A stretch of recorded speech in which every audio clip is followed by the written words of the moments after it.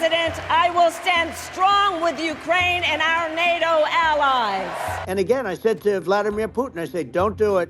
You can't do it, Vladimir. You do it, it's going to be a bad day. You cannot do it. And he said, no way. And I said, way. Hello and welcome to The World. This is Richard Engel, and this time I am fortunate enough to be in Sicily, one of my favorite places in the world.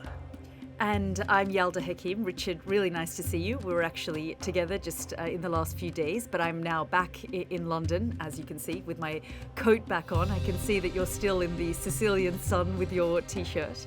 Lucky me, unlucky you, and a lot to talk about because we are now on the edge of history. It feels like we are at a moment of potential great change with the U.S. election just 1 week out, so a lot to unpack. So on this week on the podcast, we'll be talking about Kamala Harris and Donald Trump and what their potential foreign policies could look like. Make sure that you are following us wherever you are listening, and you can watch on YouTube if you want to watch the whole thing. And please send us a question to theworld@sky.uk.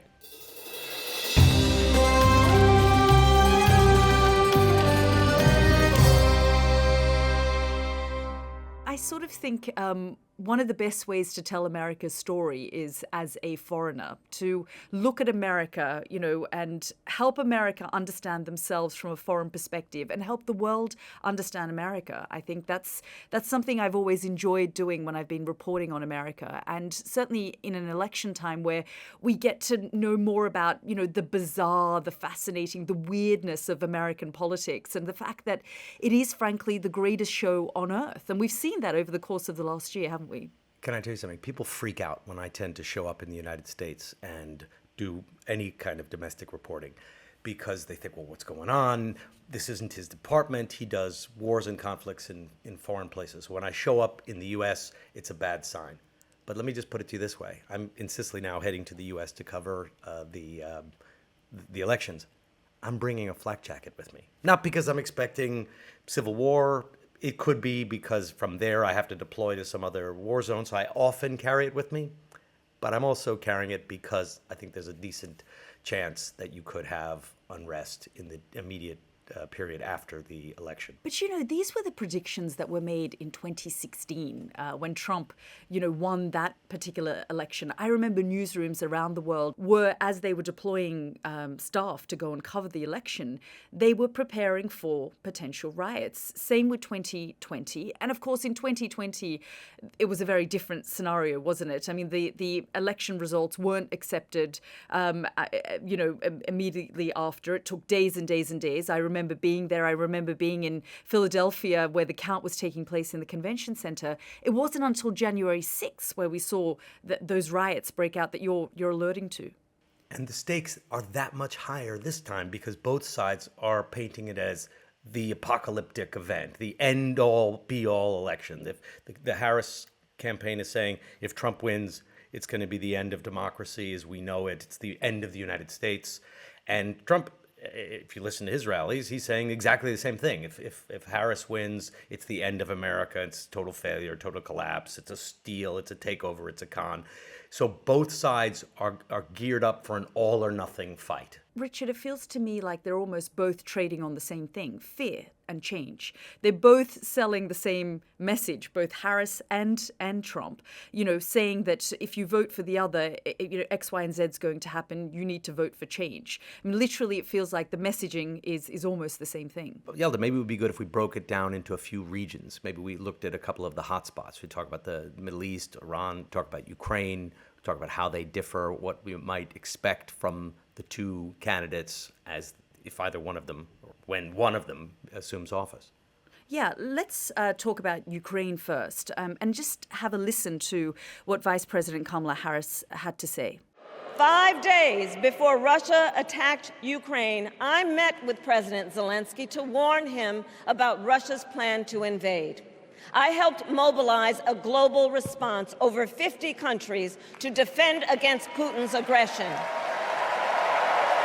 And as president, I will stand strong with Ukraine and our NATO allies.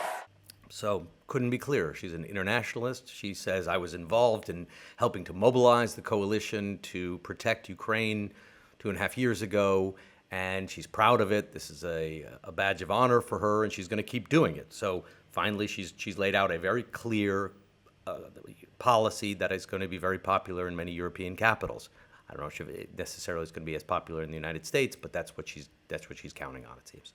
Yeah, and Richard, I mean, might I remind you that in the days after Russia invaded Ukraine, I remember seeing these headlines where President Zelensky was believed to have said to Joe Biden, who said to him, listen, I can send a plane to get you out of there. And he said, I don't need a ride. I need weapons. Yeah, I asked Zelensky about that. He confirmed that story to me personally. It was actually the Ukrainians who said, no, we're not going to flee. We're not going to get on planes and leave. We're going to stay and fight. Yeah, what we Zelensky need himself. you, the West, to do is to supply us weapons. What we've seen over the course of the last 2.5 years, frankly, is a slow, grinding war of attrition where millions of Ukrainians have been displaced from their homes. Thousands of people have been killed. Ukraine is now going to experience another cold winter where they will freeze because Russia has hit their infrastructure and their energy supplies. So what we have is a situation where, yes, the Americans have supplied the shopping lists that the Ukrainians have provided them and said, we need tanks, we need long-range missiles, we need all sorts of things that you can give us so that we can fight this war. But they've also had a number of missed opportunities, frankly, over the course of the last 2.5 years. But no country has more on the line with this election than Ukraine. Ukraine is completely dependent on the United States for weapons, completely dependent on it for intelligence, and by that I mean like satellite imagery, and for money as well. The Ukraine project doesn't succeed if the U.S. support dries up. And that's what President Trump has said he will do, and he made that clear as well. I think we've got another clip, but a very different vision for Ukraine laid out by President Trump. A deal could have been made if we had a competent president instead of a president that egged it all on. And Biden and Kamala allowed this to happen by feeding Zelensky money and munitions like no country has ever seen before. Every time he came to our country, he'd walk away with $60 billion. He's probably the greatest salesman on earth. One says, Kamala Harris says she's going to keep funding and will keep supporting Ukraine. And Trump says funding them just makes the war go on. So by implication, he's not going to keep funding them. So if you're in Ukraine, the choice here is profound. You're either going to get the money cut off or you're going to have it keep going. You're either dead or alive, or you're going to lose part of your country or you're not. And Richard, one of the things that you and I both know, and we often hear Ukrainians say this, is the fear of abandonment, because they know they are so deeply dependent on Western weapons. Without them, they can't fight this war that is already tilted towards the Russians. But what I will say is, listening to Donald Trump there, what he is saying is what I have heard leaders of the global South or the so-called global East say. They say that the West poked the bear being Russia, that they dangled NATO membership and EU membership in the face of the Russians, even though they knew that ultimately they weren't going to bring Ukraine into NATO. They dangled it, they teased Russia, and Russia responded in this way, as fast as they should have, to be able to fight this war in the way that the Ukrainians have wanted to. So which brings us back to our large question. Is an interventionist United States a positive for the world, or is a more isolationist United States better for the world? And I think those are profoundly important questions, because Donald Trump has said if he's reelected, he's not just going to, he's not going to fund Ukraine anymore. He could have solved this with a personal phone call to President Putin. America first is the agenda. Trump has a new slogan. If you see at his rallies, the one he did in Madison Square Garden, the new logo is "Trump will fix it." All things. So he's the plumber, he's the handyman. He's just going to go in and go into the house and fix all of America's problems. So he will fix it. The world, America first.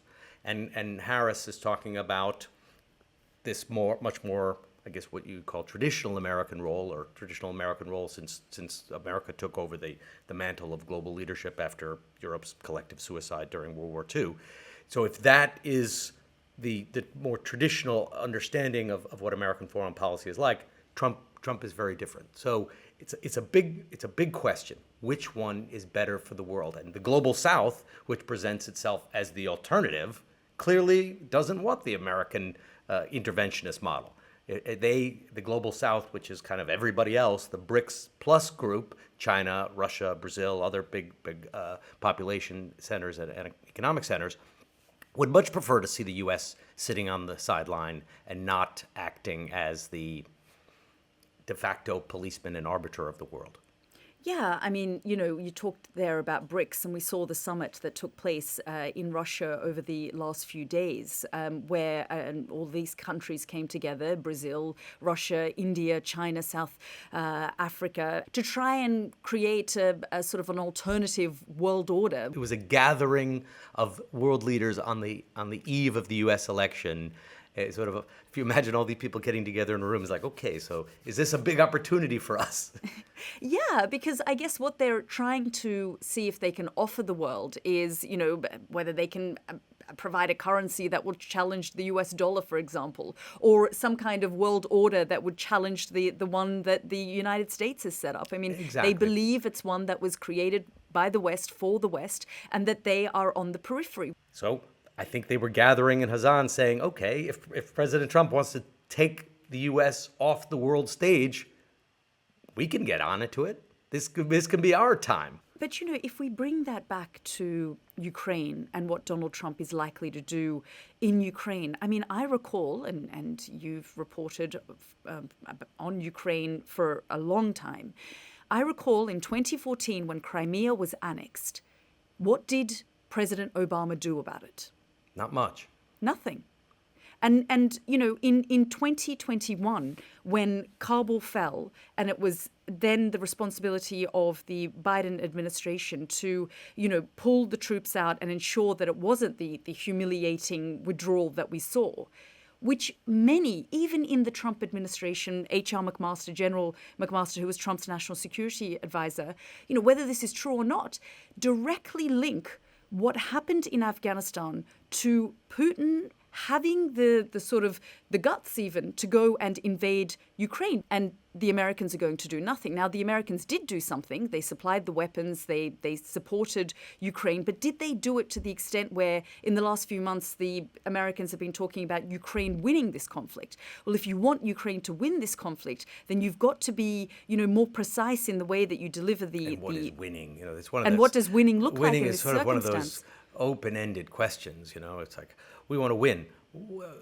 What does winning mean for Zelensky? Does that mean getting rid of the regime of Vladimir Putin and having Russia become much smaller and all of Ukraine being restored, including Crimea? That would be one vision of winning.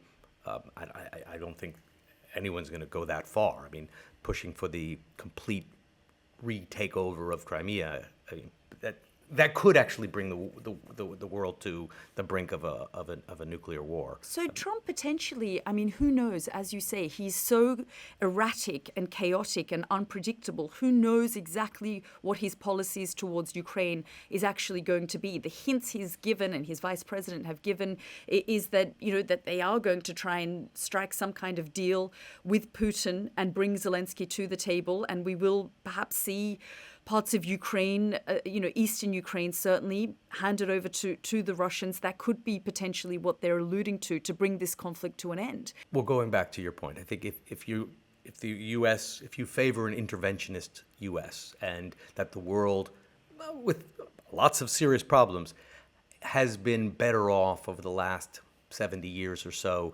because there has been an active U.S., well, then the U.S. has to do a good job and has to be consistent. Okay. But if you believe that an interventionist U.S. is a good thing, then it sounds like you would probably want Harris, if you have that worldview. And if you think the U.S. should sit back on the sidelines and act like every other country in the world, then you would probably want Trump.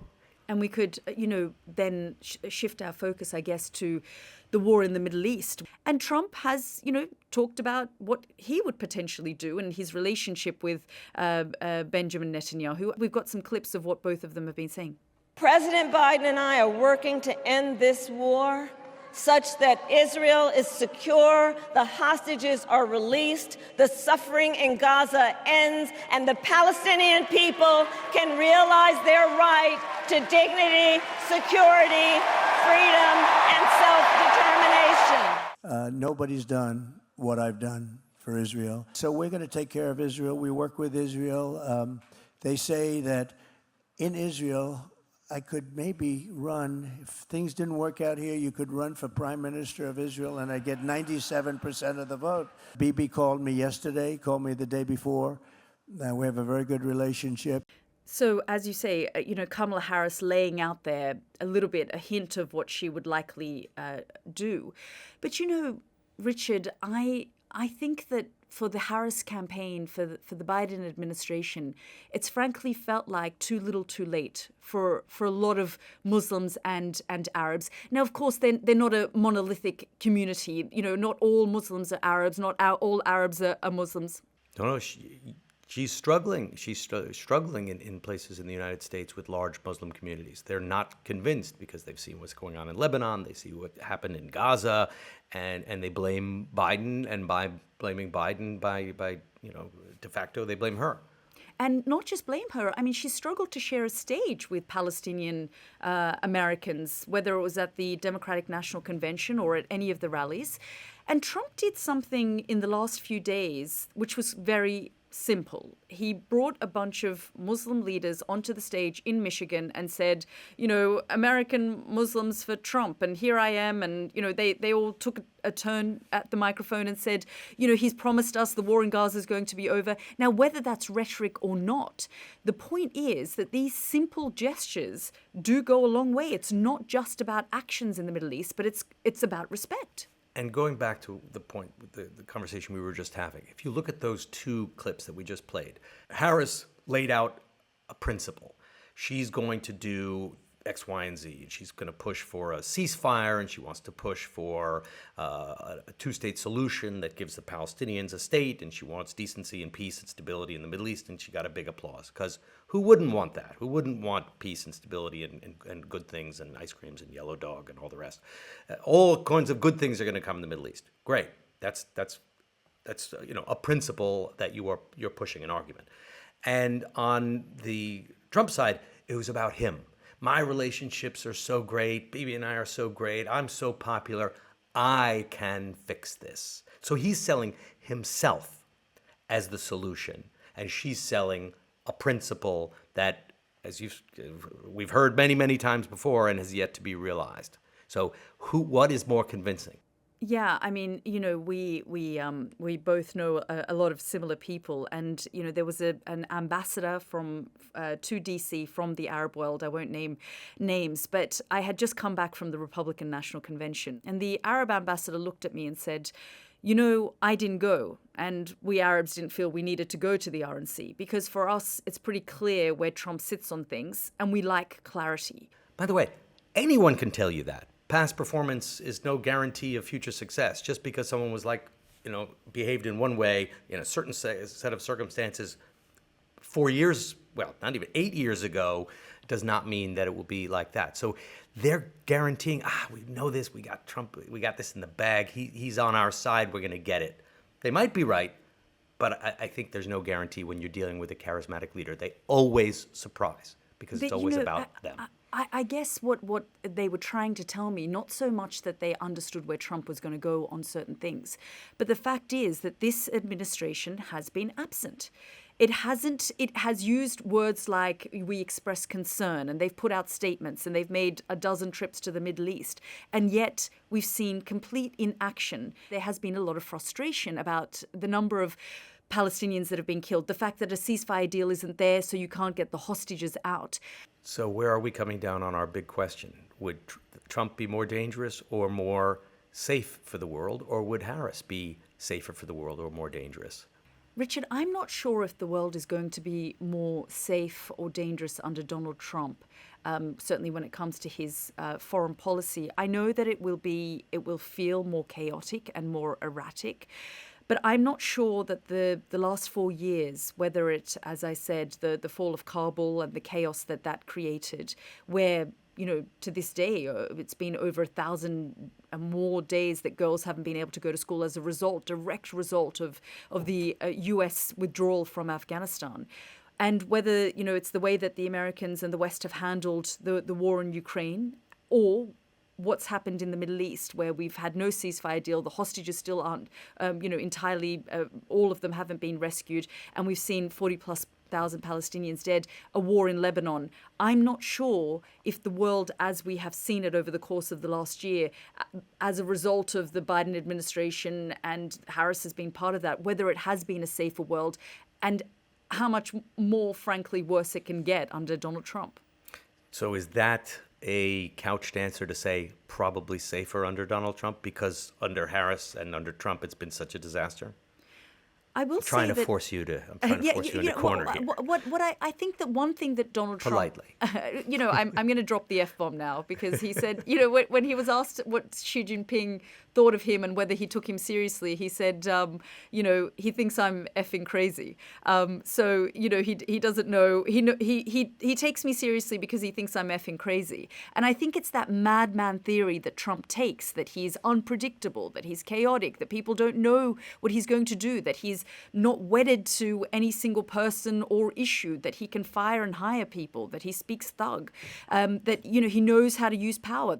What do you think, though? I haven't asked you. Okay, I'll try and take it apart this way. So if you look at what Biden and Harris have been like and what they have done, yes, the world is chaotic, no doubt. It is a very dangerous world. The center is not holding. And that 4 more years of that, if assuming it would be 4 more years of something similar to that, that's not necessarily a positive outcome. So I can see why people would say, well, 4 more years of this kind of policy would be a disaster, and it would lead to a much more dangerous world, because look at the world where we're in right now. And that when we were under Trump, things were relatively quiet. There weren't as many major open conflicts. But just because of that, I'm a big believer that Trump hasn't really been tested in that certain way. We've never seen him angry. We've never seen angry in a foreign policy. Everything is sort of gone his way. He's always been a bit of the Teflon Don. He's never gotten something that he really doesn't want or is surprised. He never had a 9/11. My concern, I share the concern that 4 more years of Biden could potentially be bad for the world, because look at the world right now. And I understand people pointing back at Trump and saying, well, it was so smooth sailing back then. We never really saw him with his back pushed against the wall. So I'll take the opposite view. I think because he is this charismatic leader and you don't know necessarily what he's going to do from one moment to the next, I think that is profoundly, is a more dangerous world. That is a more uncertain world. Okay, let's take a short break, and we'll be right back.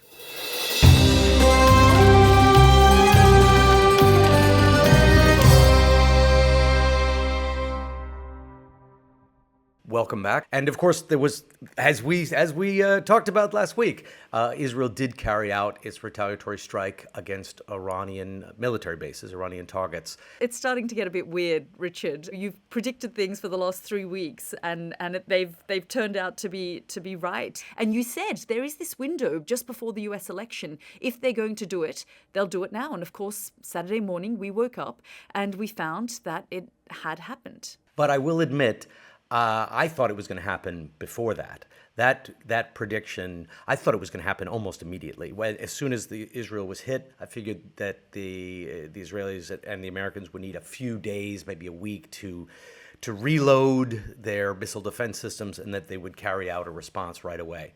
I only thought that it was going to happen this week because they couldn't wait any longer. Otherwise, you're doing it basically on Election Day in the U.S., and that would be a step too far. It wasn't a major strike. It wasn't on the nuclear facilities. It wasn't on their oil industry. It was a couple of relatively remote military sites, and the Iranians downplayed it. But I don't think it's over. What did you make of the strike? Unlike you, Richard, I went to Israel soon after the missiles were launched by Iran, and I spent some time with the security establishment, and then we had some off-the-record conversations, some on-the-record conversations, and they said to me, "Listen, we're going to take our time settling this account.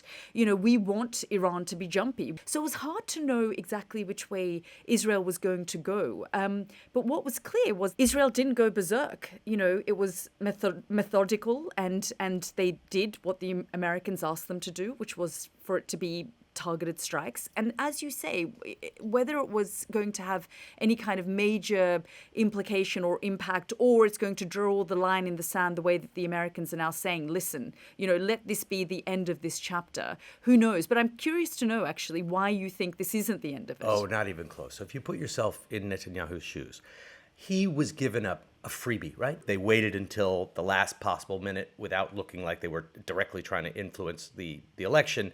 And they took these strikes on the missile defense systems around Iran's power stations and around their oil, around their oil production capacity, which is a sign saying at any time we can get our planes in there, we can destroy your economy, we can destroy your infrastructure, we can destroy your oil facilities, and I still think they might.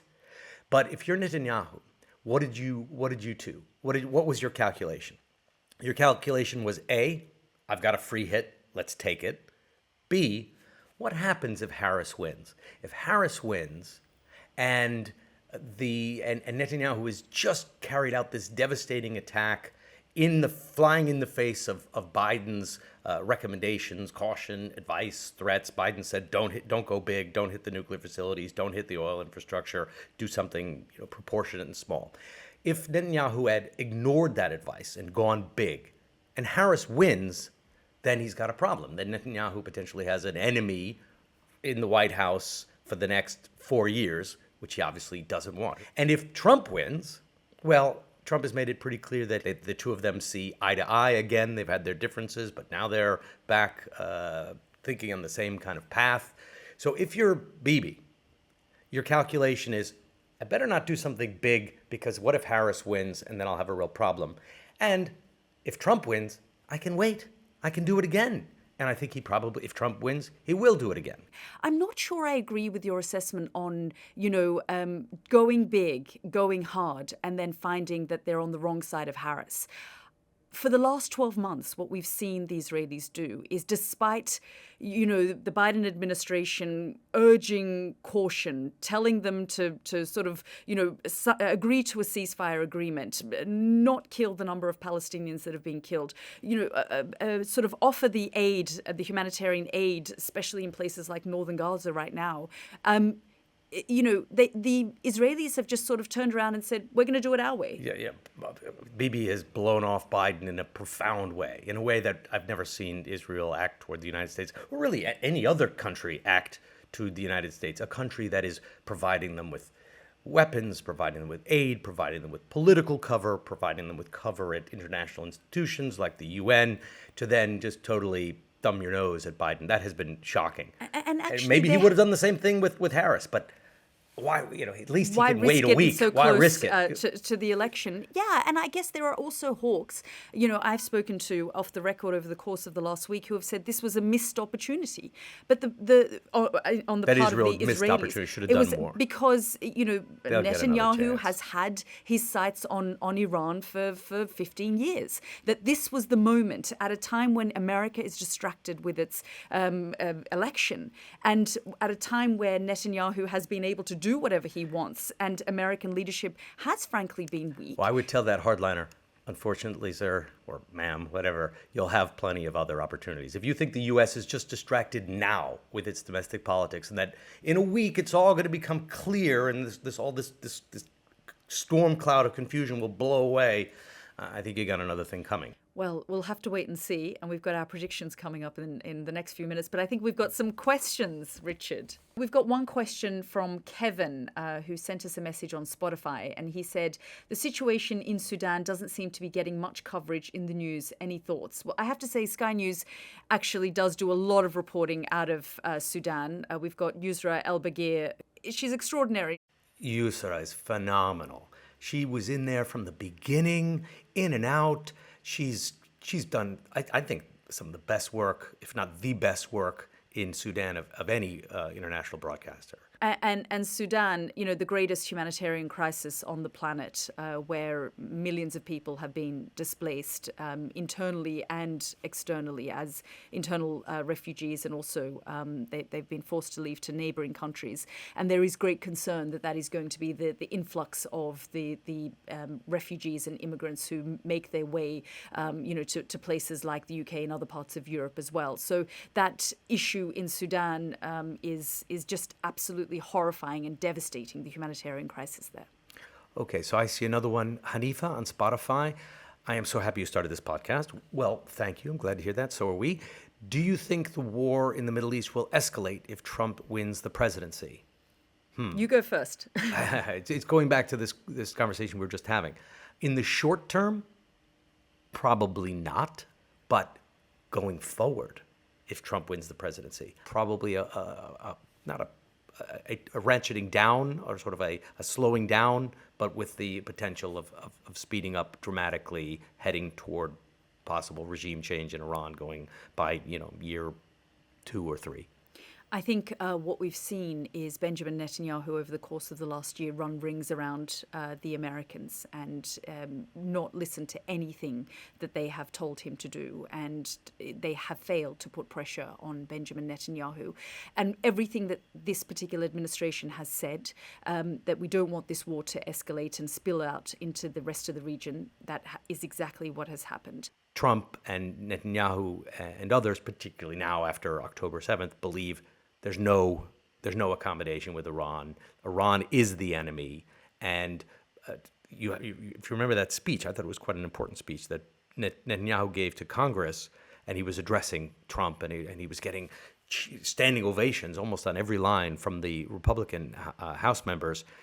And it was all fire and brimstone against Iran. So I don't know if we're going to see that immediately, but I think there's a distinct possibility that Israel, with U.S. support, goes to war with Iran if President Trump is elected. And Richard, I want to get us to our predictions, because frankly, people should just be listening to this podcast for this reason, because you seem to be getting these predictions right. If I were to ask you then who you think is going to win this election. What's my secret recipe that I have? A magic with the bowl. It's the eye of nukes. Look at your... who do you think's going to win? If you were to look into your crystal ball. I think Trump probably takes it. I think charismatic leaders can be very effective, and they're very effective when people are afraid and when people believe that laws and traditions have been corrupted, when people believe that they can't trust laws and that traditions are being ignored, then they go for someone who can be a redeemer for them, who goes beyond the law, who goes beyond tradition and can redeem a nation. And that appeal can be very strong, and so that would be my guess.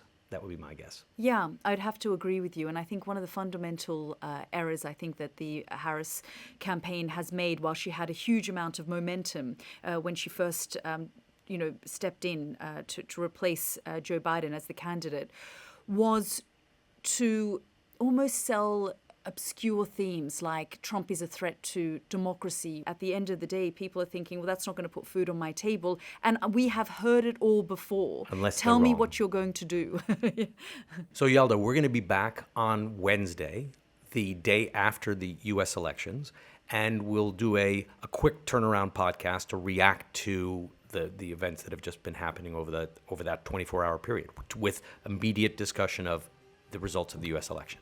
Yeah, I'll be coming off set at about 5 o'clock in the morning, so you better be awake for us to record that. So we'll do 2 podcasts coming up. One, immediate results, and then one a few days after that when we have a better sense of where it's heading. Richard, it's always good to see you and hear your insights, and I'm looking forward to catching up next week. Until then, ciao from Sicily. See you later, Richard. Bye. Bye.